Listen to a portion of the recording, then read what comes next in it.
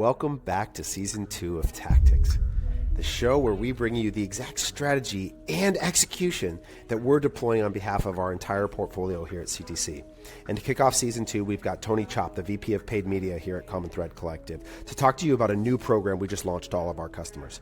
We're calling it YouTube 10X.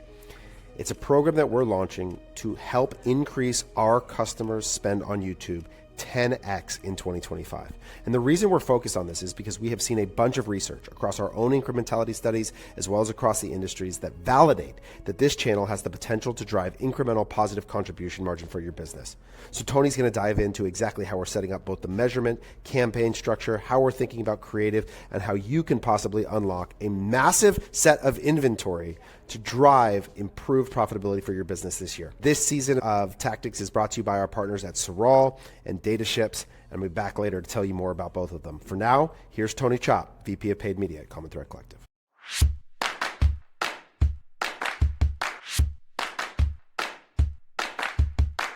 Okay, hello everyone. I'm Tony. I lead the media team here at CTC. And today I'm excited to talk to you about a project that we're calling YouTube 10X and take everyone through a tactics series around how we're approaching advertising on YouTube.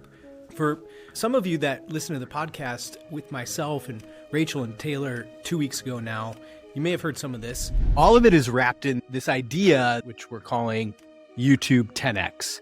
We're talking about your brand spent $20,000, $30,000 on YouTube last year. Can we spend $300,000, $400,000, $500,000 in media and really have a sizable impact? There's a number of things that make us believe that YouTube's a place where that could happen. The idea is, can we find ways to help our partners increase their advertising investment by an order of 10 and create more return and more opportunity for the business via YouTube? And I think what's really interesting about YouTube specifically is for us, for our agency, how small of a part of our portfolio it's been, our media portfolio. And I'm assuming that's the same thing for many of you. And as a digital marketer who's done this his entire professional life, it's surprising to me how small it is.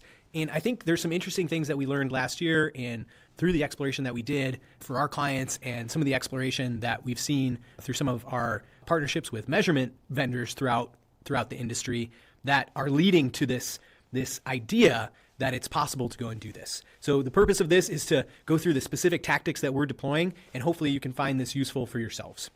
So first of all, the opportunity. YouTube is currently an underserved customer acquisition channel, and I'm going to take you through what we believe to be the reasons why. But fundamentally, there's one thing that we know for sure. The audience is there. When we were doing the podcast a couple weeks ago with Taylor and Rachel, I asked everybody to look at their screen time and how much time do you spend on YouTube individually? And of course, the answer for many of us is a lot. For me, it was like 2 or 3 hours a day. I love to watch all sorts of different things on YouTube. For me, it's probably the social media app that I use the most. And so the point is the audience is there, and yet still it's not something that's been a huge portion of our portfolio. And I'm assuming it's a similar story for many of you. And I think as we've been thinking about this more and more over the last 6 months, really, what's becoming clearer to me is part of the problem or the challenge is the complexity of the YouTube advertising ecosystem, which is fundamentally different from everything else that happens in the Google search advertising platform. And we started to think about this in different ways, and we came up with this idea of these dimensions that need to be considered within YouTube advertising. And we got up to 4 dimensions, and you could argue that there's actually more. And we're going to talk about each of them individually and how we're approaching them in this tactics series. And you'll see my Sora image over here on the left, which only captured 3 of the dimensions. Obviously, AI image generation isn't perfect yet, but you get the idea. And the thing about this multi-dimensional space that is YouTube advertising is it's felt to me in the past 4-dimensional, and it can feel like you're a little lost in space and disorienting and overly complex, confusing.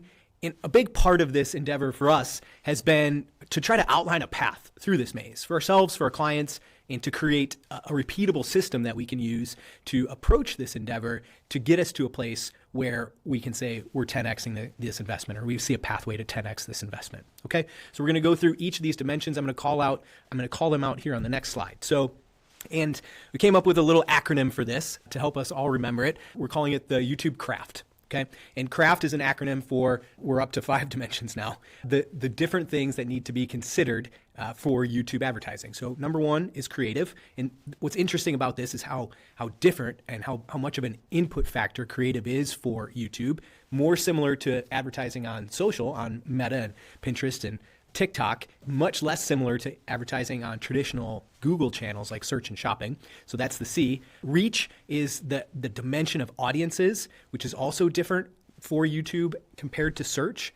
The third dimension, auctions or bidding, and we have different types of bidding available to us in the Google Ads platform, which applies to YouTube.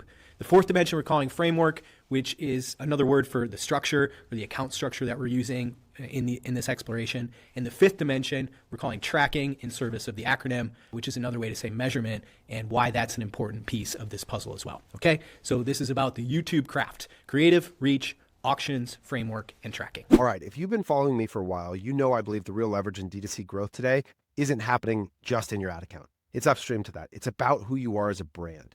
And one of the best brand building activities that you can run is influencer marketing. And I don't just mean paying people to post for you or sending some famous people product. I mean building an owned influencer community, one that promotes you on repeat and drives relentless social proof. The best tool I found to do that is called Sorrel.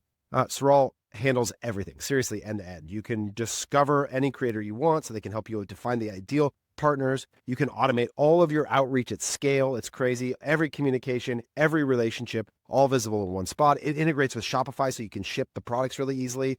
You can also track all of your performance with their built-in tools. And then you can monitor every mention on Instagram, TikTok, and YouTube through their social listening platform. It's like HubSpot for influencer marketing. If you're serious about brand growth this year, you need to check it out. Head to getsorrel.com. We'll drop a link in the show notes and tell them Taylor sent you. I'll hook you up with a little love. Again, that's getsorrel.com, and build your own influencer community today. So we're going to start with everybody's favorite topic, creative. And as I've been thinking about this over the last 6 months, and really even longer than that, this thought has sort of persisted for me. And I think it's an important thing to call out here in this journey. And that is the 9:16 format, or a tall format, is the de facto fuel for social advertising. And social advertising is the most important, or at least one of the most important ingredients for e-commerce media mixes, which leads to creative production pipelines geared for producing tall content. Conversely, at least some of the inventory on YouTube needs to be wide. And I want to call out an important word here, which is at least some of the inventory. And part of what we're going to talk about next is how to access portions of the inventory that don't require wide content, and the pathway for getting yourself to wide content for future larger scale campaigns on YouTube. Okay, so here we go. Think about creative strategy production for YouTube in a phased approach: crawl, walk, and then run. Okay, so let's talk about each of these individual. Number 1, today, you can start with shorts. You can take your existing 9:16 content and run on YouTube Shorts. There's nothing stopping you from doing that right now. And assuming you will listen to the rest of this tactics series and pair that with smart measurement, that is something that you can and should do immediately.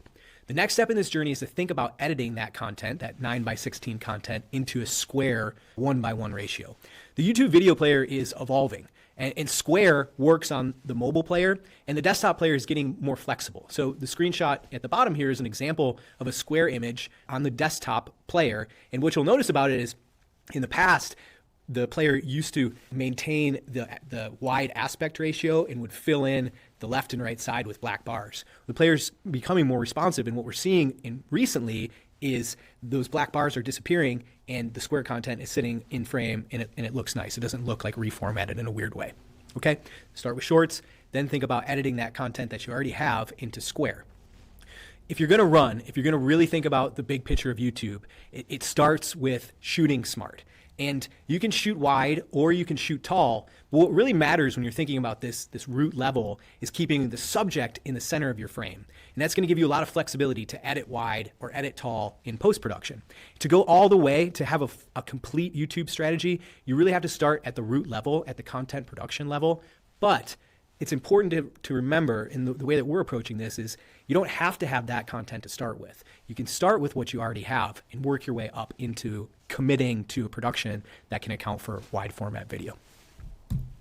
Okay, so to prove to you that this is possible, I am going to go through an example workflow of actually grabbing a video, a tall video from a Meta Ads account and recutting it into a square format. Now, I want to give you a warning.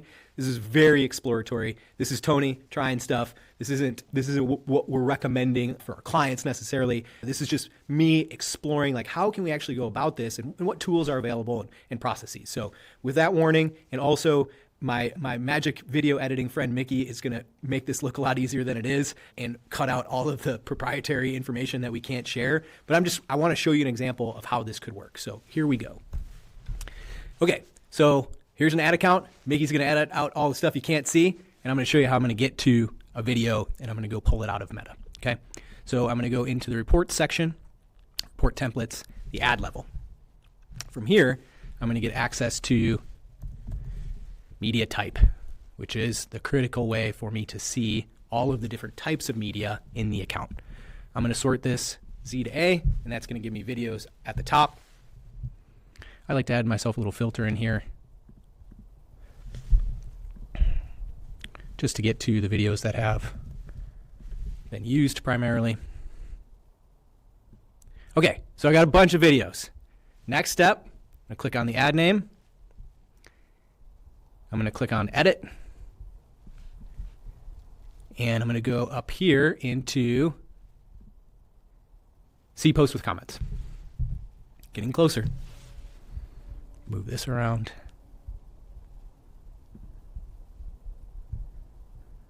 Click to expand. Pause it so we don't have to listen to it. Now I've gotten to the video. You could skip all of these steps if you just have all of your videos in a digital asset manager, but I'm proving to you that I don't need that. I'm going to copy this video link. Now I'm going to come over here into this tool that I've been playing with, which is called Opus Clip, which has this really cool AI reframe feature. I can drop this link right in here. Critically, I'm going to change the aspect ratio to 1:1, and I'm going to keep everything else the same.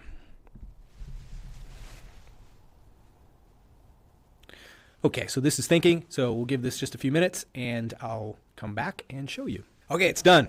Click in. Here's my video, low res preview. I'm going to download it so we can look at it. And let's play it.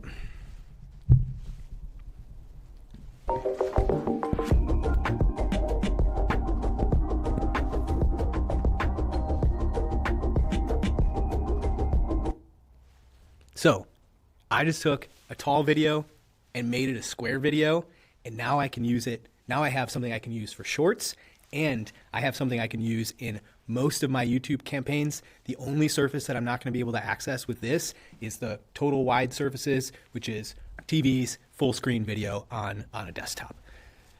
It's a start. Like I said, it's a little hacky, but the point that I want to emphasize here is don't let the fact that you have a bunch of wide content, or pardon me, a bunch of tall content and not a bunch of wide content stop you from this exploration. Keep looking. That's what we're doing. Okay, so let's get back to the screen share.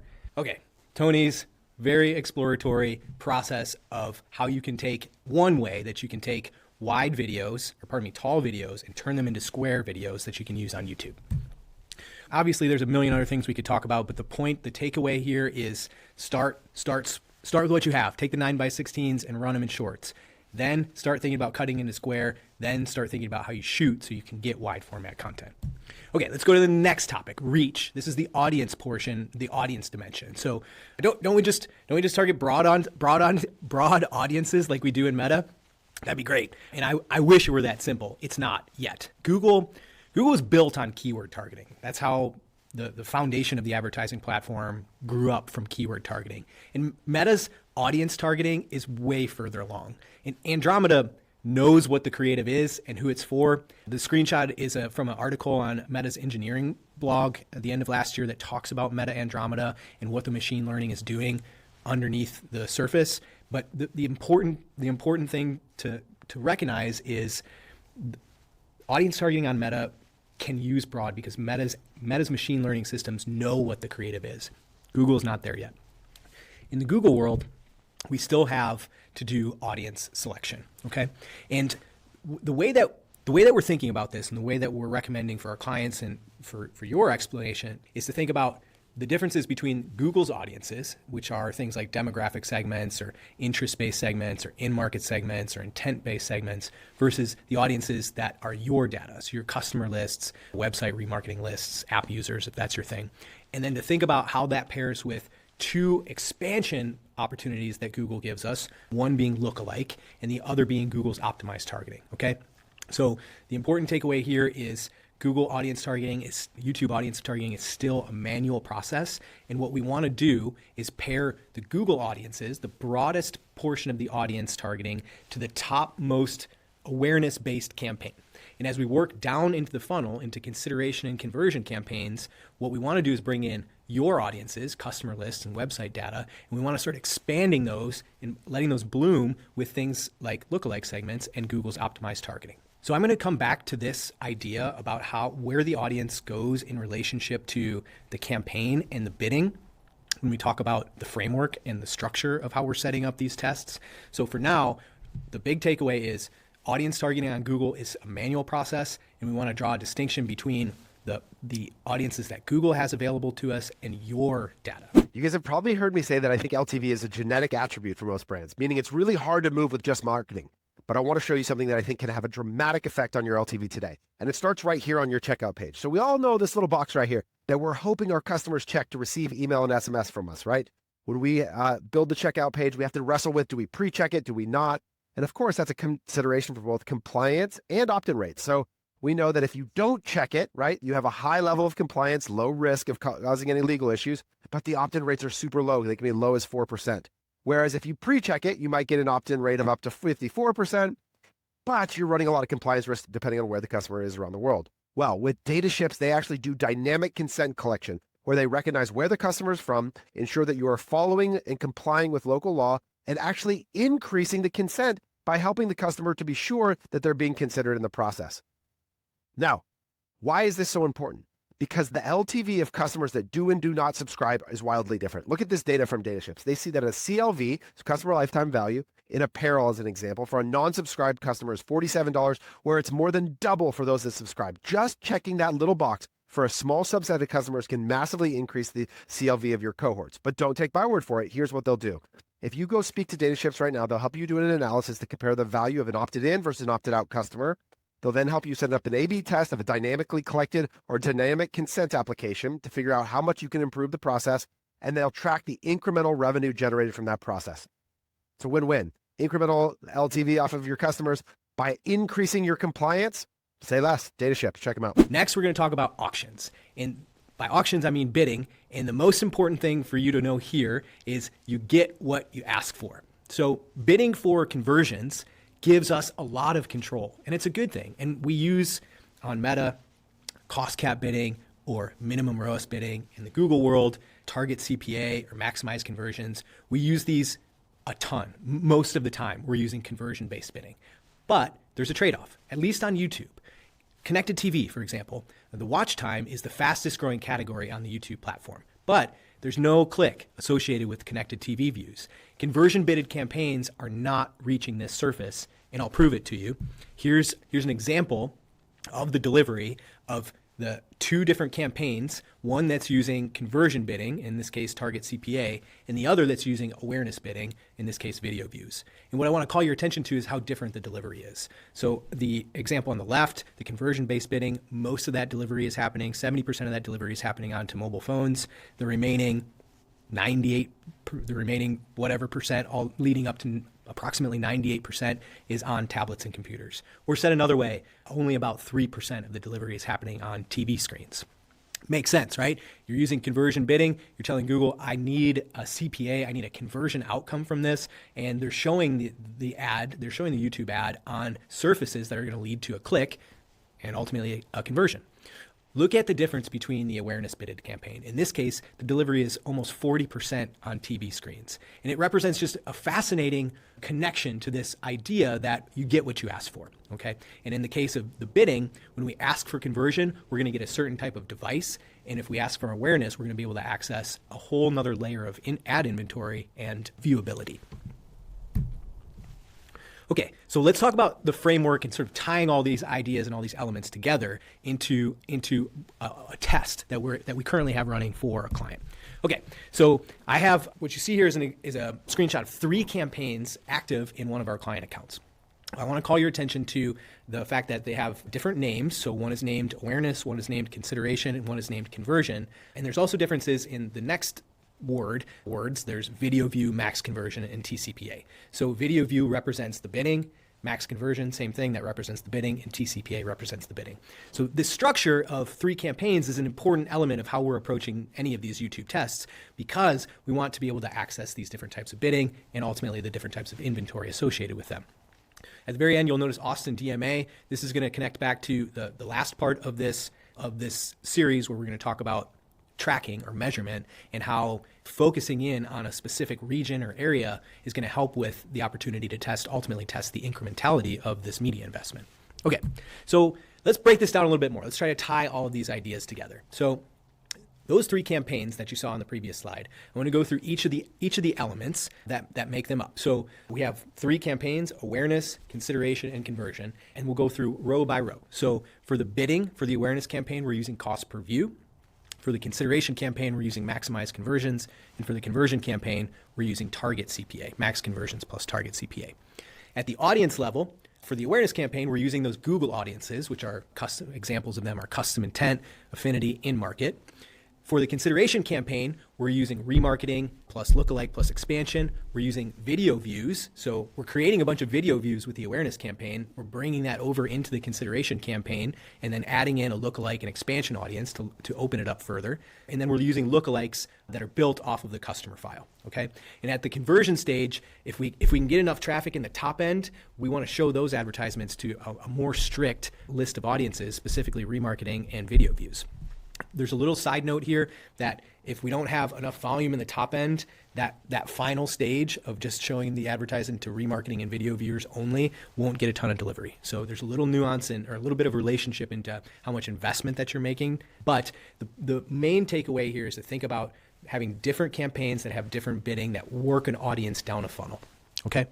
Talking just briefly about audience exclusion. At CTC, we're going to focus on excluding active customers. We use our tool StatList to help us understand an active customer definition specific to your business, which is different for every business based on your customer's purchase cycle. Either way, we're going to want to focus this on acquiring new customers. At the creative level, an ideal world is we're doing different things at each of these stages. So for the awareness campaign, really broad storytelling, hero videos, influencer intros to the brand. Once we get down to consideration, we want to talk more specifically about the product. The consumer already knows about the product, so we want to talk more about benefits and social proof and value messaging. And once we get to the conversion campaign, we really want to get all the way into reviews and testimonials and ultimately urgency-driven offers. So sales, last chance, anything like that. Each of the campaigns, we want to think about having a different goal. So for the awareness campaign, we want to think about a cost per view. We've been thinking about a cost per view goal. And so what we're looking for out of this campaign is a ton of views at a really low cost and the opportunity to build a list of video viewers that we can use in the other campaigns. The goal for the consideration campaign is going to be conversion. And ultimately, the goal for the conversion campaign is to get conversions at target return. The percent of the budget allocation is something that we're going to be continuously playing with, but the point is to distribute the budget to each of these in a way that's thoughtful. And the objective of each of these campaigns, in the awareness campaign, obviously awareness, consideration sales, and conversion sales. All of this is relevant because there's some nuance to how you actually want to go about setting up these campaigns in the actual Google Ads account. So for the awareness campaign, what's really important at this stage, the platform is changing all the time, but at this stage, you're going to want to start with the objective awareness. And then that's going to give you the opportunity to choose a campaign type that's video. That's all you have to do there. But the reason you have to do that is because that's the only way that you can access the bidding, the cost per view bidding that we want to use for this first campaign. For the consideration and conversion campaigns, we want to start with the objective sales. And then we're actually going to be using a demand generation campaign. And one of the important considerations about demand generation is you have to take one more step to select only the YouTube inventory. Otherwise, the advertisements are going to run on Discover and the Google Display Network. And we don't want all that inventory for this particular example. So awareness needs to start as the objective of awareness, and the consideration and conversion campaigns can start with the objective of sales. Okay, let's get into tracking. So where's my ROAS? It's there, But for YouTube, you just have to look more broadly. We invested approximately $10 million for CTC clients on YouTube last year. The average in-platform reported ROAS was 1.4. That's a tight squeeze for most businesses. Most businesses don't have the unit economics to support advertising at a 1.4 return. There's just not enough margin in there. Let's not even talk about tariffs at this point. And that 1.4 number in most cases, or in a lot of cases, was less than what people were seeing in their meta advertising. And so when you think about this idea of, boy, we invested $10 million, but we invested $350 million total, so whatever 10 million is out of that, a little less than 3%, really small amount. And when you think about your own business and your own advertising stack, I would imagine that it might not be that dissimilar. This is the reason why. The reason why is we look at the return in platform on YouTube on whatever tests we did. We see 1, 1.2, 1.4. Maybe we compare that to the returns that we're seeing from other types of campaigns in the Google Ads platform, whether that's search or shopping or brand advertising, and all of those are going to be higher than that. And then you're going to look at your Meta ads account and you're going to say, why don't I just put this money into Meta, right? I think this was a big part of the learning for us last year and a big part of the exploration that we're doing this year as part of this process.